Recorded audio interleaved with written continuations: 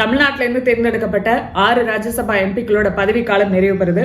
அதனால மறுபடியும் 6 பேர் ராஜ்யசபாவுக்கு போறாங்க. திமுகவுக்கு இருக்கக்கூடிய இடம் 4, அதிமுகவுக்கு 2 எம்பி சீட் இடம் இருக்கு.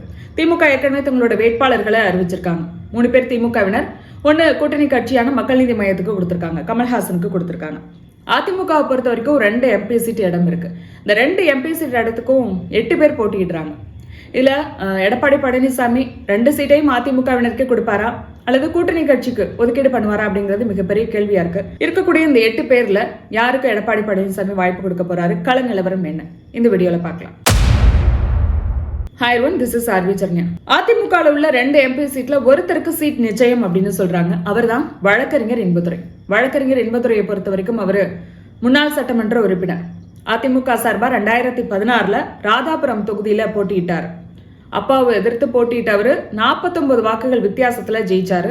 அதனால அப்பாவும் நீதிமன்றம் போனதெல்லாம் தனி கதை. மறுபடியும் 2021 அதே ராதாபுரம் சட்டமன்ற தொகுதியில மறுபடியும் அப்பாவை எதிர்த்து களமிறங்கினாரு. ஆனா அந்த முறை அவருக்கு வெற்றி கிடைக்கல.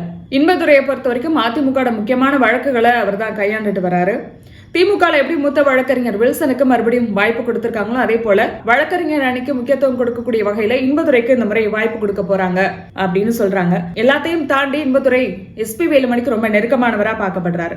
அந்த அடிப்படையிலையும் அவருக்கு வாய்ப்பு கிடைக்கலாம் அப்படின்னு சொல்லப்படுது. அடுத்ததா ஒரு பேரை சொல்றாங்க, அவர் தான் முன்னாள் அமைச்சர் ஜெயக்குமார். ஜெயக்குமாரை பொறுத்த வரைக்கும் அவர் ஏற்கனவே, அதாவது CV சண்முகம் ராஜ்யசபாவுக்கு தேர்ந்தெடுக்கப்படும் போதே தானும் ராஜ்யசபாவுக்கு தேர்ந்தெடுக்கப்படணும் அப்படின்னு அவர் முயற்சி பண்ணதாகவும், அவருடைய அந்த முயற்சி கனவாவே போனதுக்கு காரணம், அதாவது கைகூடாம போனதுக்கு காரணம் OPS தான் அப்படின்னு சொல்லப்பட்டது. ஏன்னா OPS தன்னோட ஆதரவாளரான தர்மருக்கு அந்த வாய்ப்பு வாங்கி கொடுத்ததுனாலதான் OPS APS இப்படி 2 பேரும் பிரிஞ்சு OPS இப்ப தனி அணியா போறாரு.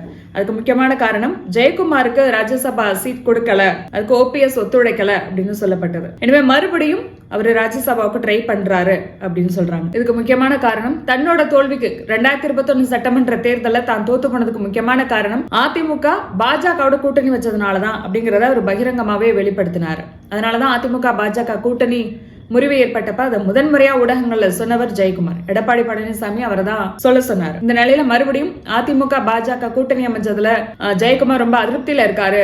மறுபடியும் நம்ம சட்டமன்ற தேர்தலில் ஜெயிக்க முடியுமா அப்படிங்கிற ஒரு கேள்வி அவருக்கு இருக்கு. அதனால அவர் திமுகவுக்கு போறாரு அப்படிலாம் சொல்லப்பட்டது. ஏன்னா பாஜகவோட அதிமுக கூட்டணி வைக்கும் போது எடப்பாடி பழனிசாமி ஜெயக்குமாரோட கலந்து ஆலோசிக்கல, அவரை டெல்லி கூட்டிட்டு போகல, இப்படியான பல விமர்சனங்கள் முன்வைக்கப்பட்ட நிலையில ஜெயக்குமார் தொடர்ந்து அமைதியாவே தான் இருந்தார். அவர் திமுகவுக்கு போறாரு அப்படின்னு ஊடகங்கள்லாம் எழுதின நிலையிலையும் கூட அவர் எந்த மறுப்பு தெரிவிக்கல. ஒரு 4 நாள் கழிச்சுதான் அவரு இல்ல நான் அதிமுகவுல தான் இருப்பேன், திமுகவுக்குலாம் போகல அப்படின்னு மறுப்பு தெரிவித்திருந்தார். ஜெயக்குமாருக்கு ராஜ்யசபா சீட்டு உறுதி அப்படின்னு எடப்பாடி பழனிசாமி வாக்குறுதி கொடுத்ததுனாலதான் அவர் இப்போ அதிமுக இருக்காரு, இல்லைன்னா திமுகவுக்கு போயிடுவாரு அப்படிலாம் சொல்லப்பட்டது. எனவே அந்த அடிப்படையிலையும் மீனவ சமுதாயத்தை பிரதிநிதித்துவப்படுத்தக்கூடிய வகையிலையும் ஜெயக்குமாருக்கு இந்த வாய்ப்பு கிடைக்கலாம் அப்படின்னு சொல்றாங்க. அடுத்ததா சதன் பிரபாகர் அப்படிங்கிற பேர் உச்சரிக்கப்படுது. இவர் யாருன்னா அதிமுக அம்மா பேரவை இணை செயலாளரா இருக்காரு. RB உதயகுமாரோட தீவிர ஆதரவாளரா பார்க்கப்படுறாரு. 2019 பரமக்குடி இடைத்தேர்தல அவர் போட்டியிட்டு ஜெயிச்சார். மறுபடியும் 2021 அதிமுக தலைமை இவருக்கு வாய்ப்பு கொடுத்தாங்க. ஆனா உட்கட்சி பூசலால இவரால் ஜெயிக்க முடியல அப்படிங்கிற விமர்சனங்கள் அப்ப முன்வைக்கப்பட்டது. எனவே இவர் ராஜ்யசபாவுக்கு போலாம், RB உதயகுமார் இவரை பரிந்துரை பண்றாரு, இவருடைய பேரை பரிந்துரை பண்றாரு அப்படின்னு சொல்லப்படுது. அது மட்டும் இல்லாம அவர் தென் மாவட்டத்தை சேர்ந்தவர் அப்படிங்கறதுனால அந்த அடிப்படையிலையும் இவருக்கு வாய்ப்பு கிடைக்கலாம் அப்படின்னு சொல்றாங்க. இவர் எல்லாமே இன்னொரு பேர் சொல்லப்படுது. அவர் தான் லோகேஷ் தமிழ்ச்செல்வன். முன்னாள் சபாநாயகர் தனபாலோட மகன் தான் லோகேஷ். இவர் கடந்த 2024 நீலகிரி மக்களவை தொகுதியில போட்டியிட்டு தோத்து போனாரு. எனவே அருந்ததியர் சமுதாயத்தை பிரதிநிதித்துவப்படுத்தக்கூடிய வகையில இவருக்கு வாய்ப்பு கிடைக்கலாம் அப்படின்னு சொல்றாங்க. இவரும் அதுக்கான முயற்சியில இருக்காரு. இவரும் இல்ல அப்படின்னா ராயபுரம் மனோவுக்கு வாய்ப்பு கிடைக்கலாம் அப்படின்னு சொல்றாங்க. ஒரு காலத்துல வட சென்னையில காங்கிரஸோட முகமா இருந்தவர். ஆனா காங்கிரஸ்ல ஏற்பட்ட அதிருப்தி காரணமா 2020 காங்கிரஸ்ல இருந்து பிரிந்து அதிமுக தன்னை இணைச்சிட்டாரு. கடந்த 2024 மக்களவை தொகுதியில வட சென்னையில இவர் போட்டியிட்டு தோத்து போனார். இவரும் ராஜ்யசபாவுக்கு இப்போ ட்ரை பண்றாரு. அடுத்ததான் நடிகை விந்தியா. 2006 தன்னை அதிமுகவில் இணைத்துக் கொண்டவர். தொடர்ந்து அதிமுகவுக்காக பல பிரச்சாரங்கள் அவர் ஈடுபட்டிருக்காரு. கடந்த நாடாளுமன்ற சட்டமன்ற தேர்தலில் நட்சத்திர பேச்சாளரா அவர் பார்க்கப்பட்டாரு. ரொம்ப வருஷம் அவர் அதிமுக இருக்கிறதுனால இவருக்கும் வாய்ப்பு கிடைக்கலாம் அப்படின்னு சொல்றாங்க. இவரும் அதுக்கான முயற்சியில ஈடுபட்டு வராரு. விந்தியாவை பொறுத்த வரைக்கும் அதிமுகவின் கொள்கை பரப்பு இணை செயலாளரா இருக்காரு. எனவே 2 சீட்ல ஒரு சீட் விந்தியாவுக்கு கிடைத்தாலும் ஆச்சரியம் இல்ல அப்படின்னு சொல்றாங்க. அடுத்ததா ராஜ் சத்யன். அதிமுகவோட தகவல் தொழில்நுட்ப அணி செயலாளரா இருக்காரு. 2019 மதுரை மக்களவை தொகுதியில போட்டியிட்டு தோத்து போனார். இவரும் தென் மாவட்டத்தை சேர்ந்தவர் தான்.